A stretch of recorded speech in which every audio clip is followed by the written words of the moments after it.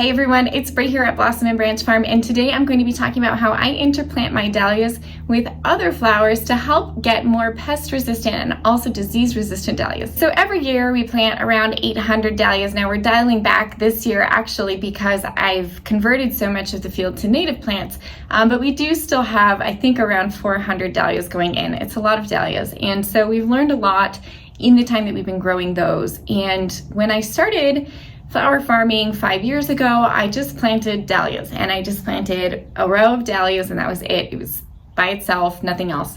And I quickly learned that growing dahlias that way led to very pest-prone plants. Now, I don't like the term pest that much because insects are all part of the food system, they're all part of the ecosystem. They're just insects, they're just doing what insects do, and insects eat plants sometimes. But what we found was that the insects were loving the dahlias, especially the dahlia blooms, but they also really ate the plants themselves when they were small, especially, which led to some issues as they were developing. Now, normally I don't really worry too much about insect damage. I find it just doesn't really impact things too much. As long as the ecosystem is balanced in the garden, even if a pest is nibbling on something, it doesn't do all that much damage. Usually the plant bounces back. But with dahlias, because we're selling the blooms, and the blooms were kind of a magnet for insects nibbling on them. And also because the plants were getting pretty heavily decimated when they were small. So that was impacting their growth and development and their later blooms. So when those plants were getting eaten a lot as they were little, it was really leading to issues down the road. So this led me to try to figure out how we could deal with this, obviously without using any pesticides. We don't use any insecticides here at the farm, even organic ones.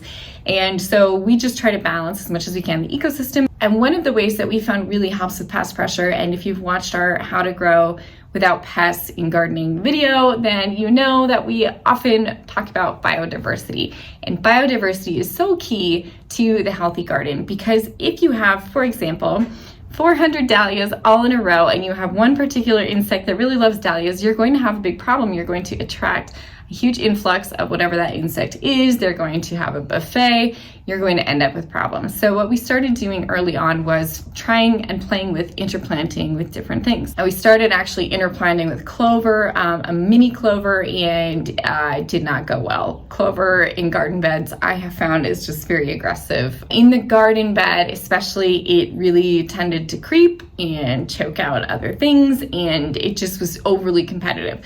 So I knew we needed something that wasn't quite as competitive as clover in the garden. So after we learned that clover didn't work all that well, we started experimenting with a couple different things, and the little combo that I have landed on that works really well for me is two things. First one is nasturtium, and nasturtium works really well as a trap crop throughout the garden. We use it in a lot of different places. I usually put it at the base of my tomato plants. I put it around the perimeter of all of my raised beds because it's pretty, and it's also a really great trap crop. So insects love the taste of nasturtium. I have found they just tend to go straight to those leaves, and they leave everything else alone. They would rather eat nasturtium in my garden than most anything else. So we started interplanting with nasturtium, using the nasturtium more as a border plant. So when we plant dahlias, for example, I plant them in long rows. I plant the nasturtium along the outside edges of the rows, and it kind of forms a little bit of a barrier, and it helps attract the earwigs. They tend to go more for that nasturtium than for the blooms, and especially the young plants. So very helpful there. And we do buy it in bulk. We actually buy a 5-pound bag from Johnny's every year, which is more than enough for my purposes. I think it's called green mini sprout or something like that. And so we buy it in bulk, and it's meant to be used for microgreens. It really helps lure away insects that would otherwise be tempted to eat our dahlias, especially when they're young. The other one that we use is buckwheat, and I started using buckwheat 3 years ago in the dahlias, and I was so happy with it. I was really worried that the buckwheat was going to become weedy, that it was going to get big, it was going to seed and drop seed everywhere, and it actually doesn't, because the dahlias get taller than the buckwheat. So right about when the buckwheat is getting ready to bloom and set seed, it doesn't really get enough sun to do that, so it hasn't become weedy. The other benefit of buckwheat is that buckwheat germinates really quickly and really easily. It forms a really great little carpet. It helps shade the soil when the dahlias are still small, and it also helps with a little bit of moisture retention. It helps loosen the topsoil, which is important for us because we have heavy clay. But the biggest benefit that the buckwheat has for me is that I have alkaline soil. Now I'm about to get a little bit soil geeky. If you don't like soil nerdery, scroll away. We have alkaline soil. So we run, I think when we bought the farm, it was about 7.8. Now we're down to about a 7.6, but it's still high. So in general, anything over 7.5, you can kind of run into issues with nutrient mineralization. Now, we don't really have any problems with that. I don't fertilize. I don't use anything other than cover crops. The only thing we really can't grow is blueberries.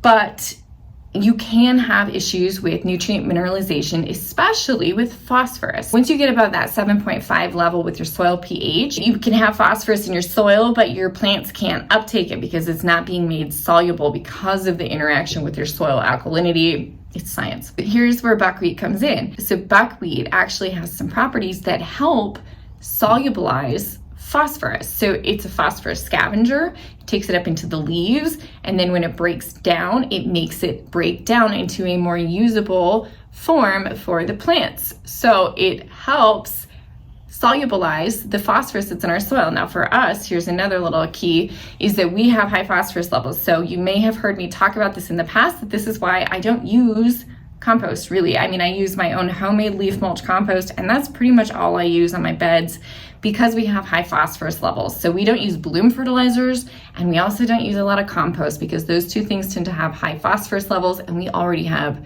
very high phosphorus levels. So having those high phosphorus levels, it makes sense for us to plant something like buckwheat that is a phosphorus scavenger that's also going to help make it more available to the plants. It's also going to help, so when we look at soils that have high phosphorus numbers, this is why using bloom fertilizers frequently is really not good either for your soil or for the plant, because phosphorus builds up in your soil and it's really difficult to get rid of.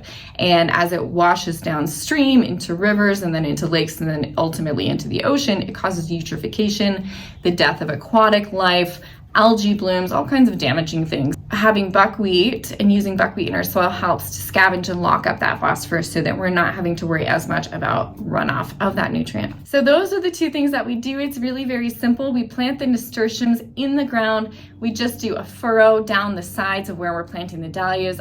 Now I do soak my nasturtium seeds overnight. I just find that it helps them germinate, and I actually soak them in a mix of water and a little bit of compost just to help inoculate them and get some good microbes into the soil at the same time.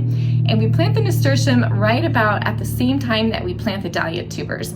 Nasturtium doesn't get very tall, so it really doesn't outcompete the dahlias. The dahlias tend to do fine as long as we're not overplanting the nasturtium. The buckwheat, I actually wait to plant until I see the sprouts of the dahlias start to come up and out of the soil.